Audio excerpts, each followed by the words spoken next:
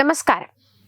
മലയാള cinema രംഗത്ത് cuteness കൊണ്ട് ആരാധകരെ നേടിയ നടിയാണ് നസ്രിയ എന്ന ഒരു വിലയിരുത്തൽ പൊതുവെ ഉള്ളതാണ്. അതുകൊണ്ട് തന്നെ നസ്രിയ നസീം സിനിമാ രംഗത്തുണ്ടാക്കിയ തരംഗം ചെറുതൊന്നുമല്ല.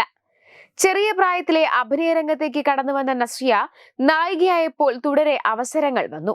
മലയാളത്തിലും തമിഴിലും ഒരുപോലെ തിരക്കായി. തെന്നിന്ത്യയിലെ അടുത്ത താരറാണിയായി നസ്രിയ മാറുമെന്ന് ഏവരും പ്രതീക്ഷിച്ചു. എന്നാൽ സിനിമാ കരിയറിനേക്കാൾ തന്റെ വ്യക്തി ജീവിതത്തിനാണ് നസ്രിയ നസീം പ്രാധാന്യം നൽകിയത്.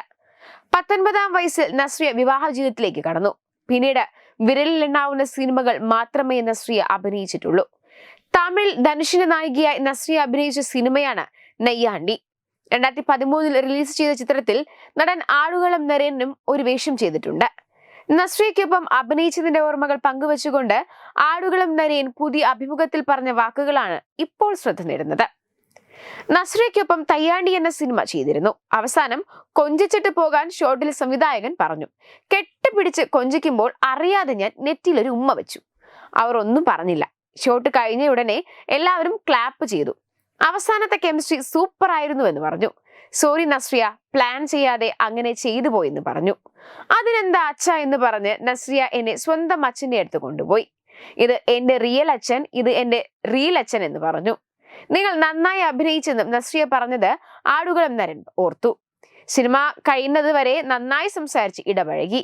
എന്നാൽ അതിനുശേഷം നസ്രിയയെ നേരിൽ കണ്ടിട്ടില്ലെന്നും നടൻ പറയുന്നു. സൂക്ഷ്മദർശിനിയാണ് നസ്രിയ നസീമിന്റെ ഒടുവിൽ പുറത്തിറങ്ങിയ സിനിമ. ബേസിൽ ജോസഫും നസ്രിയയും പ്രധാന വേഷം ചെയ്ത സിനിമ മികച്ച വിജയം നേടി.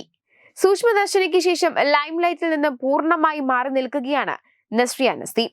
വ്യക്തിജീവിതത്തിൽ വിഷമഘട്ടം അഭിമുഖീകരിക്കുന്ന സമയമാണിതെന്നും അതുകൊണ്ടാണ് താൻ മാറി നിൽക്കുന്നതെന്നും നടി വ്യക്തമാക്കിയിട്ടുണ്ട്. മോശം അവസ്ഥയിലാണെന്നും ഇത് മറികടക്കാൻ ശ്രമിച്ചുകൊണ്ടിരിക്കുകയാണെന്നും നസ്രിയ നസീം വ്യക്തമാക്കി. വൈകാരികമായി മോശം അവസ്ഥയിലാണെന്നും ഇത് മറികടക്കാൻ ശ്രമിച്ചുകൊണ്ടിരിക്കുകയാണെന്നും നസ്രിയ നസീം പുറത്തുവിട്ട പ്രസ്താവനയിൽ പറയുന്നുണ്ട്. തന്റെ 30-ാം പിറന്നാൾ ദിനം, പുതുവത്സരാഘോഷം, സൂക്ഷ്മദർശിനിയുടെ വിജയാഘോഷം എന്നിവയിൽ നിന്നൊക്കെ മാറി നിന്നു. സുഹൃത്തുക്കളുടെയും സഹപ്രവർത്തകരുടെയും ഫോൺ വിളികളും മെസ്സേജുകൾക്കും പ്രതികരിക്കാൻ കഴിഞ്ഞിരുന്നില്ല. മാനസികമായി പൂർണ്ണമായും ഷട്ട് ഡൗൺ ആയ അവസ്ഥയിലായിരുന്നു. ഇത് നസ്രിയ നസീം തന്നെ തുറന്നു പറഞ്ഞതാണ്. സൂക്ഷ്മദർശിനിയിലെ പ്രകടനത്തിന് മികച്ച നടിക്കുള്ള ക്രിട്ടിക്സ് പുരസ്കാരം നസ്രിയയ്ക്ക് ലഭിച്ചു. പുരസ്കാരം ലഭിച്ചതിന്റെ സന്തോഷവും പ്രസ്താവനയിൽ നസ്രിയ വ്യക്തമാക്കിയിരുന്നു. നിരവധി പേരാണ് നസ്രിയയ്ക്ക് ആശ്വാസ വാക്കുകളുമായി എത്തിയത്.